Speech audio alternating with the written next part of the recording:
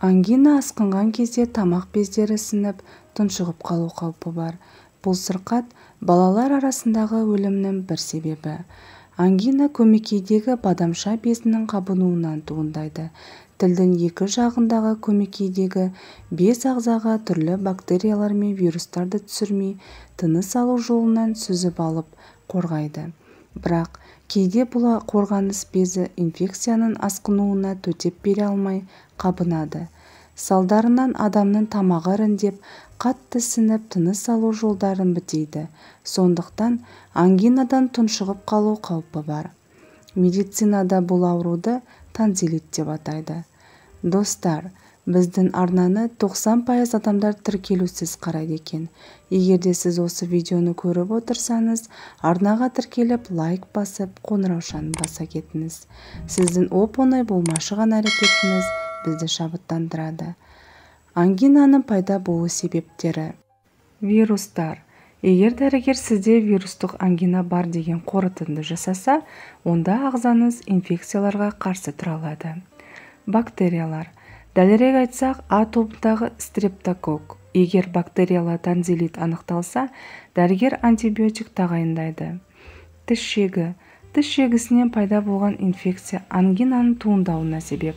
Ангинаның бұл түрі көбінесе балалар арасында кездеседі. Дұрыс тамақтанбау, иммунитеттің төмендеуі. Ангинамен сырқаттанғанда көбірек тыныққан пайдалы. Одан бөлек дәрігерлер келесі кеңестерді есте ұстаған жөн екенін айтады. Ауырсынуды басу үшін температурасы өзіңізге ыңғайлы жылы сусын немесе балмұздақ жеңіз. Шайнауды қажет етпейтін сұйық сынымды тағамды тұтыныңыз. Олар жұтынған кезде тамақты ауыртпайды. Тамағыңызды жылы тұзды сумен шайқаңыз.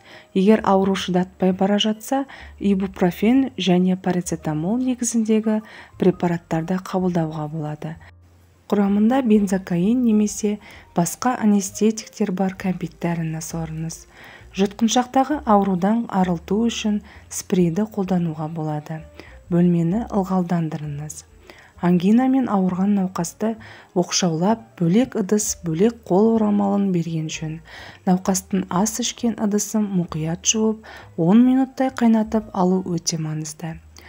Баспа ауруын басып емдеуге болмайтынын аты айтып тұр. Сонда да тамақтағы ісікті басатындар бар ел арасында.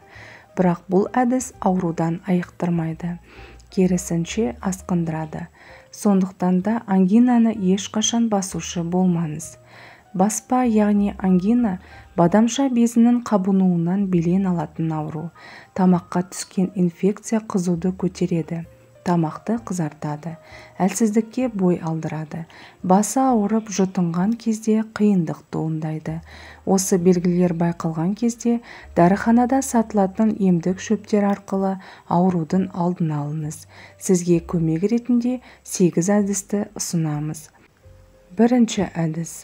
1 ас қасық түймедақ, яғни ромашка мен 2 ас қасық жөке гүлін 1 стакан қайнатылған суға салып қайнатасыз. 5-7 минуттан соң отты сөндіріп, 20 минуттай тұндырып қойыңыз. Белгілеген уақыттан кейін дайын болған тұнбаны сүзіп алып, жұтқыншағыңызды ауыз қуысын шаясыз. Емді күніне 5-6 рет жүргізу керек. Екінші әдіс. Ұнтақталған қырық буынның 5 ас қасығын 400 мл қайнаған суға салып, тұндырып қойыңыз. Шамамен 15 минуттан соң сүзіп алып, тамағыңызды шаясыз. Үшінші әдіс. 2 ас қасық таңқурай жапырағын 1 стакан қайнаған суға салып, тұндырып қойыңыз. 10 минуттан соң тұнбаны сүзіп алып, жұтқыншағыңызды шаясыз. Бұл әдіс тамақтың қызарғанын кетіреді, мазасыздықтан арылтады, әрі баспаны жедел түрде емдейді. Төртінші әдіс. 1 стакан үгілген қызылшаға 1 ас қасық 6% сірке суын араластырып, тұндырып қойыңыз. Шамамен 15-20 минуттан соң қызылшаны сығып, тұнбаны сүзіп аласыз. Дайын болған емдік тұнбаның 1-2 ас қасығымен тамағыңызды шаясыз. Емді күніне 3 рет жүргізу керек. Бесінші әдіс. Жарты литр суға 3 шай қасық пияздың қабығын салып, отқа қойыңыз. Бір қайнап шыққан соң ыдыстың қақпағын жауып тұндырып қоясыз. Салқындаған кезде сүзіп алып тамағыңызды, жұтқыншағыңызды шаясыз. Пияздың қабығынан дайындалған тұнба тамақтың қызарғанын кетіреді, әрі емдейді. 6-шы әдіс. 100 грамм қабығынан тазартылған сарымсақты жарты стакан қайнаған суға салып, тұндырып қойыңыз. Шамамен 6 сағаттан соң дайын болған емдік сусынды жылытып, тамағыңызды шаясыз. Бұл емді күніне 3 рет үзбей 3 күн жасасаңыз, баспа ауруынан түбегейлі айығасыз. 7-ші әдіс. 4 ас қасық балғын немесе кептірілген жолжекен жапырағының үгіндісін 200 мл қайнаған суға салып тұндырасыз. 30 минуттан соң дайын болған тұнбаға шамалап бал араластырып тамағыңызды шаясыз. Емді әр сағат сайын жасау керек. 8-ші әдіс. 3 ас қасық балға 1 ас қасық алоэ шырынын араластырыңыз. Осы қоспамен бадамша безін сыртына жағып, массаж жасай отырып уқалайсыз. Емді күніне 1 рет 14 күн жүргізу керек. Ескерту: халық емін қолданбас бұрын міндетті түрде дәрігермен кеңесіп алыңыз.